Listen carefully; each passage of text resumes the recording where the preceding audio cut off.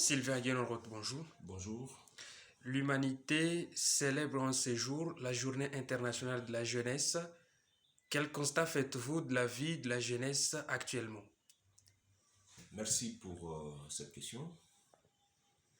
La jeunesse, sur le plan international, constitue le moteur de tout développement. C'est pendant la jeunesse qu'on a tout le temps et toute la force de travail.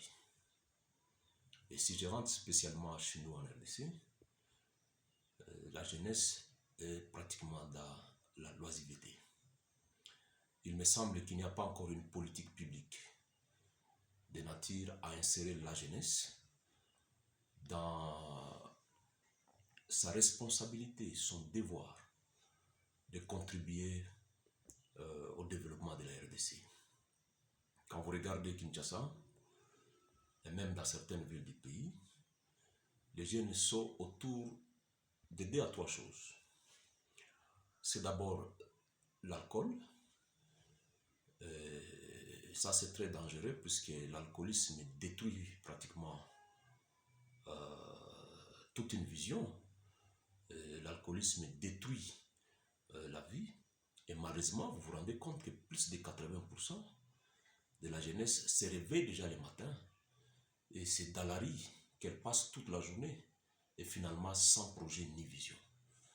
C'est un constat amer et je crois que ceci, comme je venais de le dire, est la conséquence de l'absence de la politique publique de nature à valoriser cette jeunesse.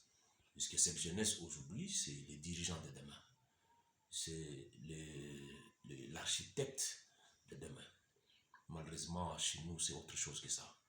La deuxième chose, cette jeunesse, comme je l'ai dit aussi, se retrouve dans une loisiveté absolue. Et puisque c'est vrai, on va vous dire que notre pays, c'est plus de 99% des chômeurs, mais dont plus de 80% ce sont des jeunes. Ce qui ne permet pas aux jeunes de donner son talent. Mais aussi la troisième chose, la jeunesse est dans la rue, sans un encadrement. Voilà ce que nous constatons. Et si je descends maintenant chez nous, en Ituri, et même à l'est du pays tout entier, je prends le Nord Kivu et l'Ituri, le Sud Kivu aussi, mais aussi le Grand Katanga quelque part, vous vous rendez compte que cette jeunesse est dans la rébellion. C'est cette jeunesse qui a pris les armes contre sa propre nation. Et c'est ça malheureusement la situation. Le 12 août de chaque année, nous réfléchissons sur le sort de la jeunesse, comme aujourd'hui. Mais messieurs les journalistes, je peux vous dire que la situation de la jeunesse est chaotique. Une situation chaotique, vous faites un constat amer. De ces constats, quelles propositions faites-vous? Écoutez, nous déjà dans notre organisation des ambassadeurs de bonne volonté, nous sommes en train de ficeler plusieurs projets autour de la jeunesse. Mais je dois dire aujourd'hui ici, l'élément essentiel pour nous autour de la jeunesse, c'est lui donner la formation. Il faut lui donner la formation en leadership d'abord. Pourquoi? Puisque c'est ce qui est l'élément moteur pour que demain nous puissions capitaliser les efforts de cette jeunesse dans la reconstruction de nos nations. Comme je dis toujours, spécialement chez nous à l'est du pays, en Ituri comme au Nord Kivu et ailleurs, il faut préparer cette jeunesse à prendre relève. Et ça dépendra du sens du leadership qu'on va lui donner, qu'on va lui inculquer. On ne va pas s'arrêter là. Je me dis, il faut aussi insérer cette jeunesse dans l'esprit d'entreprise, dans l'entrepreneuriat. Et je crois que c'est important. Il faut que cette jeunesse soit une classe entreprenante. Pas des personnes qui attendent tout du gouvernement. Puisque, écoutez, le gouvernement déjà a un problème au niveau de sa politique d'emploi. Et c'est comme ça, je me dis, il faut retraiter combien de gens pour qu'on puisse insérer la jeunesse pour remplacer cette vieille classe d'employés. Non, il faut donner à cette jeunesse le goût de créativité, le goût de créer ses propres affaires, mais dans le sens de rechercher le développement. Je pense que cela est important. Mais aussi, dans ce combat pour la jeunesse, je crois qu'il faut lui donner un modèle, un schéma qu'elle doit suivre. Vous savez, aujourd'hui, c'est cette jeunesse qui est manipulée par la politique. Et malheureusement par des politiques qui sont habitués à leur donner de l'alcool, à leur donner un peu de t-shirts, des képis, et même à les manipuler jusqu'à leur donner des armes, malheureusement. Donc il faut retravailler cette jeunesse, il faut la placer dans ce rôle moteur du développement.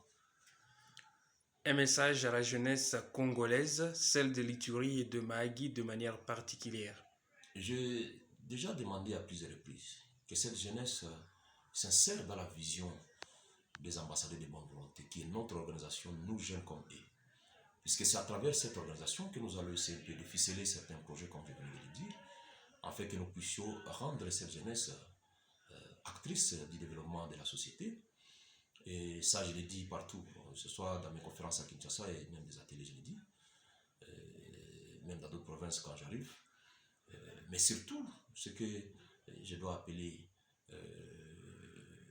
je dois lancer comme appel à l'endroit de cette jeunesse, de chez nous en Ituri, spécialement, peut-être de la province du Nord Kivu aussi, et même d'autres provinces qui connaissent les mêmes problèmes que nous. Il faut abandonner les armes. Il faut abandonner les armes, il faut abandonner la haine, il faut abandonner le tribalisme, il faut abandonner la loisiveté. Il faut s'émanciper, il faut travailler sa personnalité. Puisque, écoutez, demain, c'est nous jeunes qui serons devant nos responsabilités. La nation nous regarde, l'humanité nous observe. C'est maintenant, et alors maintenant, que nous devons dire halte aux antivaleurs, mais que nous puissions nous préparer. Mais c'est le genre, j'ai fini par dire petit élément à la jeunesse qui me suit à travers cette vision. Ne vous faites pas utiliser par des personnes qui vous tendent des pièges autour de certaines actions de nature à vous mettre dans un enclos, dans la prison. Je vous demande de vous libérer. Libérez vos potentiels et travaillez pour le développement de nos entités. Merci.